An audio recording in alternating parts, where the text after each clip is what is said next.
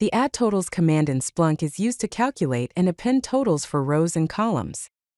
It simplifies data analysis by summarizing numeric fields within your search results. Row totals sum across the fields in each individual row, while column totals sum within each specified field across all rows. The basic syntax of the addtotals command includes optional arguments. You can specify a field name to calculate totals for, enable or disable column and row totals using the call and row parameters, and customize the label for the totals using label field and label options. This flexible syntax helps tailor totals to your reporting needs. By default, the addtotals command adds column totals. To include a total for each row, set row equal to true. Similarly, set call equal to true to add column totals. The label option lets you customize the label text displayed for the totals row or column, making your summaries clearer and easier to understand.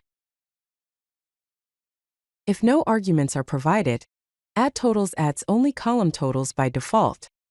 The label field option allows you to use the values from a specific field as the labels for the totals row or column, while the label option sets a custom string as the label.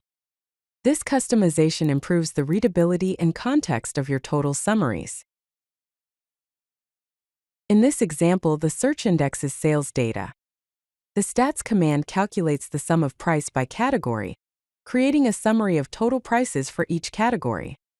The addtotals command with row set to true adds a total for each row labeled as category total, helping to quickly identify aggregate sales figures per category.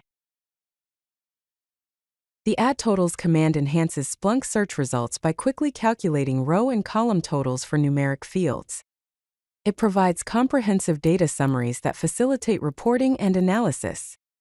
By utilizing the row and column options, you can customize the display of totals to suit your specific needs.